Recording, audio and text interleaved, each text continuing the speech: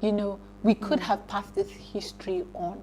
And then as we get, to the modern age, we begin to document these things because it would just be nice. And as you have rightly pointed out, there exists, I strongly believe that there exists an interconnectivity between the different tribes. And the thing is, if we know that, maybe we will behave differently towards each other. Interconnectivity, correct. I agree with you.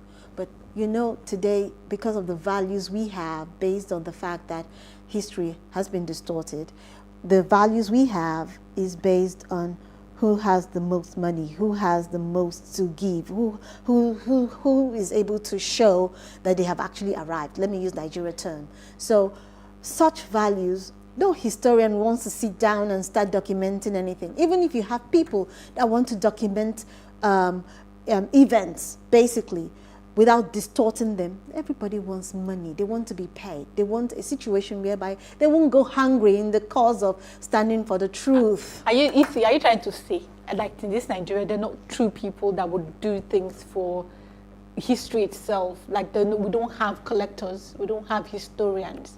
Everybody, I don't. Tell me one. I usually. Tell me one. I agree we that see bankers, we see lawyers, I agree that I don't politicians, know what. But show me one historian. You're right. So because I don't have proof, I think I will just put that. Because seriously, if you did study history in school back then, I don't know about now, you were seen as you just wanted to get a degree. Absolutely. Yeah. It's just like studying Yoruba. So do we think that historians should begin to play a vital role? We should begin to create roles that historians can feel and be proud. Absolutely. I think so. I think I was actually going to ask a question, like, now that we're here, we've seen that history has been distorted. History has kind of been erased. But how do we move erase forward? and distort things that you have not collected? Because for me, I think that it even has to start with the collection. Collect first, because if you do not even Nigeria, have it,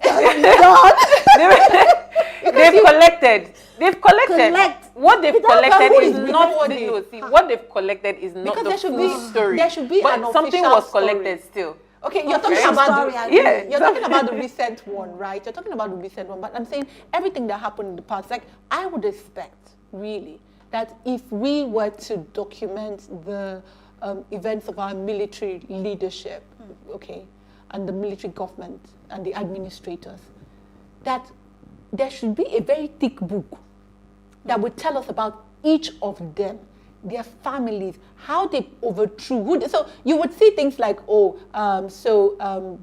who did, so you see things like maybe Abacha came and took over Shoneko during his interim 3 months. But what happened really? Afterwards. It was later on that we're hearing of the Abacha looting. Oh. It was later on, after his death. There is always a looting after losing position. But do you get what I'm saying? Yes, I get that you. there should be, and I think that that's one of the things that would help us. If we begin to know this history and we know it from a young age, just like the other people have captured these things, and you know it from the young age, and I think we would solve a lot of problems because we have tribes where women can hold chieftaincy titles. But how many young girls know that? How many young girls knew how hard, Mrs. Anikulapo Kuti, that's Fumilayo, to drive the first car. And then you don't have to always look at the foreigners to see that they had female emancipation. Because I will tell you, some of these countries, as early as 1980s, are still not allowed women to vote. Talking about Fumi, I think the only thing they told us back then is that she was the killed. first woman, blah, That blah, blah, drove a blah, car. blah. But what led to her Exactly. actually driving the car? What did she have to go through? How did she pull that off? What was the decision? What were the events that led to her activism? And how many women were able to do this right after she accomplished it? Exactly. How Who did was she the pay second the woman? I mean, No, the second person most of the time is not documented. It's usually the first. but now that we are here and we know that history is not what it seems, it is. How do we move on? How do we make it better? Like, what are we supposed to do as parents, as young Exactly, adults, because as I was youths? coming to ask Yeah, you what that, are we but supposed to do? Because it has to be like a collective effort. we will talk about that. But I think Isi has a comment from a guest. I said a guest. Sorry, she has a comment Okay. from one of the viewers. Okay, So contributors. please just take- Okay, it says, what is history if it is not meant to shape our future? Youths nowadays are culturally uprooted because history has lost its values in the present age. I I said think the that same we thing. agree. We agree with that, and that's what we have strongly said. I said that earlier, basically. And do you see that we're even losing our names?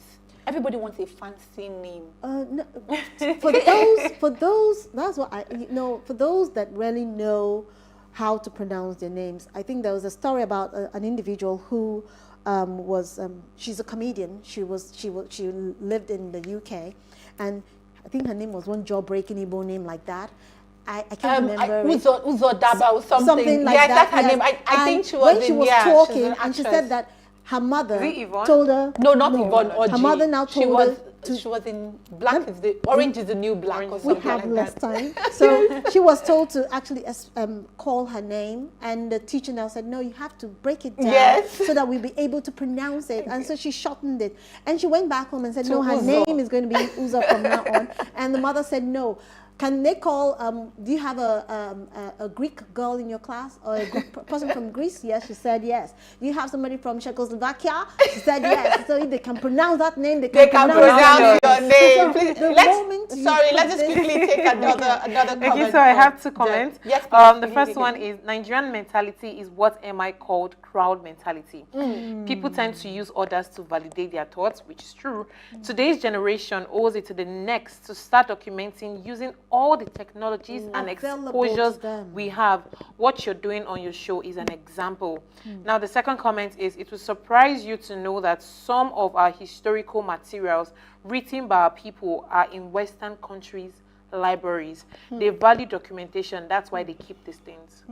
So what they have said, it's not a lie. But in wrapping up quickly, ladies, I'll start with you, Jennifer. We have seen the dangers. What is the way out for you? What would you say is the way out to reclaim this lost history? First things first, I think they need to reintroduce history in schools, and they should stop teaching about the surface level information.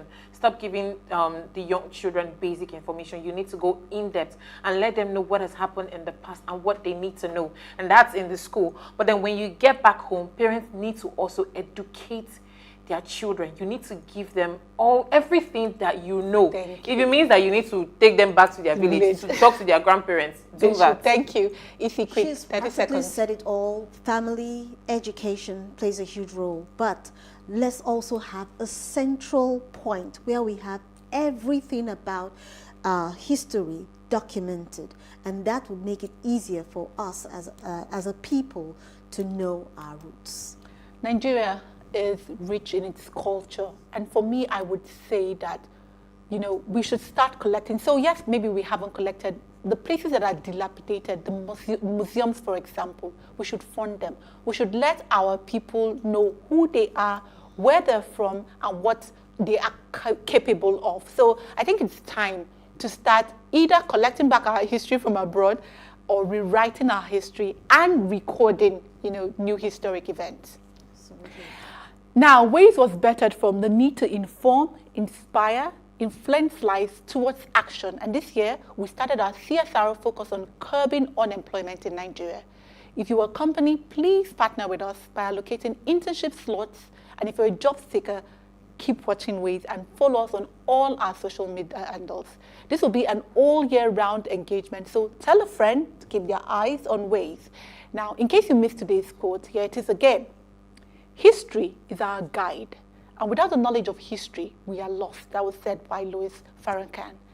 Now, see you tomorrow at 8 p.m. where we bring another great conversation to your screen. Ciao.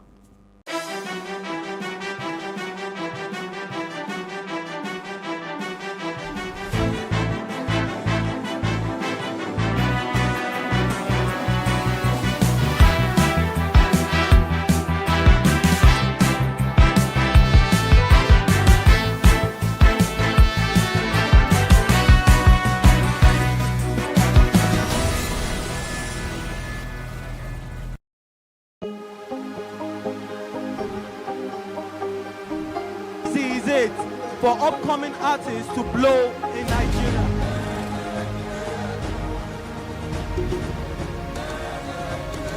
Welcome to Cross Trending. I am Buki November, your host, saying thank you for joining us on today's episode. Welcome back. It's tea time on Plus TV Africa. Practice makes perfect. I'm not perfect yet, but I'm a lot better than I used to be. He's a king. He's entitled to marry 100 if he wants to.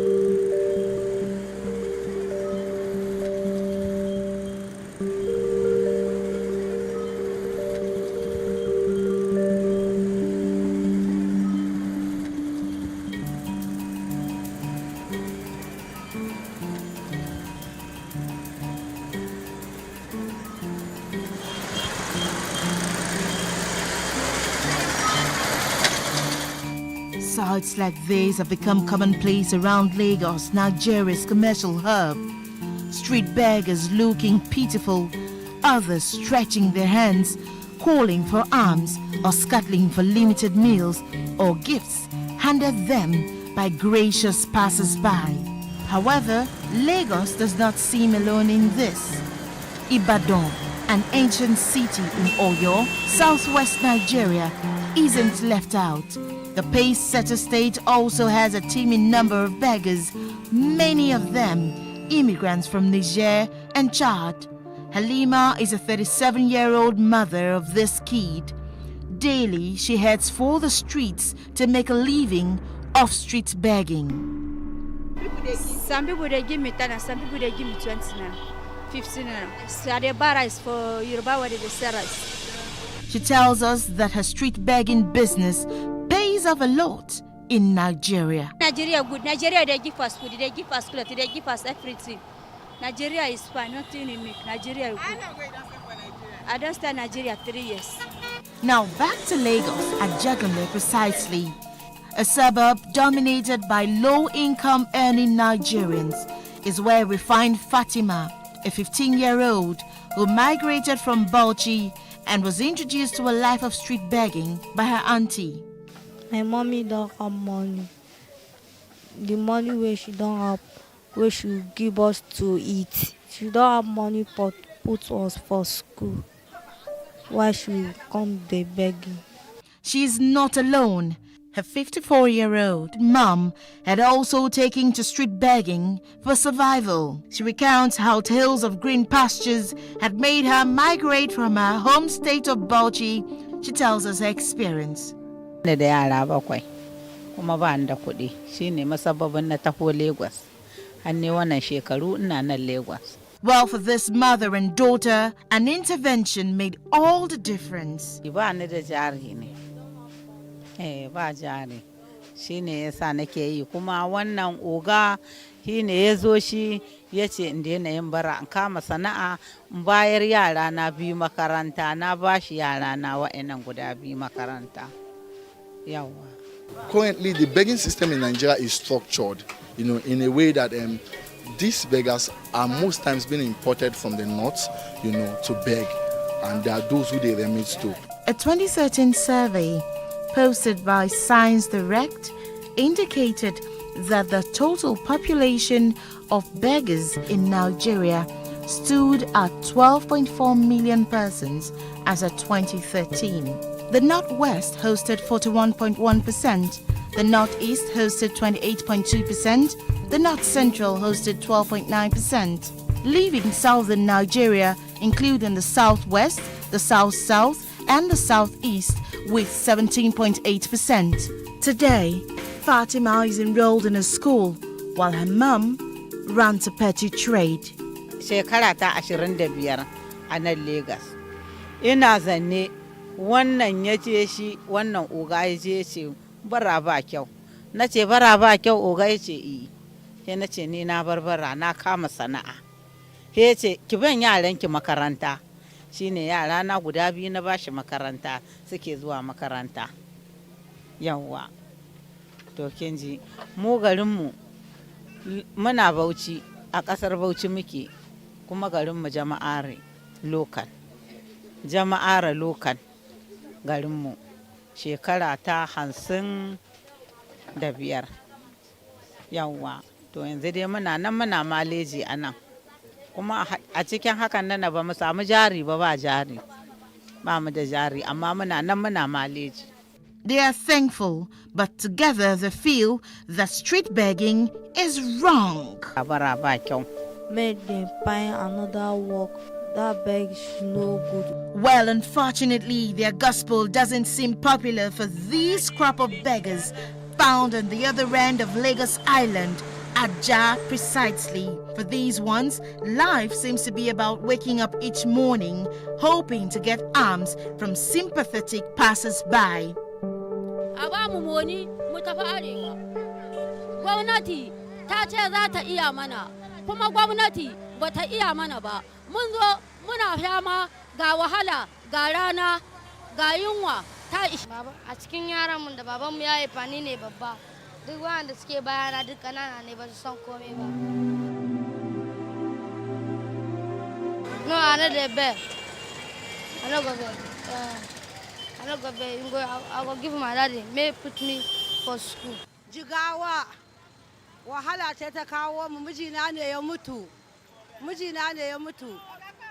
Shi ne ya sa na zo ni. Ba kwan ne ya sa na zo ni ba. Nema na zo ni ci da bakina. Diba ha kaina. Bata iya Ingilishi ba. Wa diba kaina. Ba moni yunwa. Karata guda. Some of these passers-by think that street begging constitutes a nuisance. We Nigerians are the ones that are still making these guys be on the road. Okay. Normally, we should not give them money. We should stop giving them money. You understand? When we are giving them money, then we are supporting it. Okay. So when we stop giving them money, they will move. Since they beg for, let's say, quite some time, and I think they should try and raise up something and delve into one business or the other rather than begging it. Why do people take to street begging? We spoke to a psychologist. Begging starts from the normal way the brain. 2020.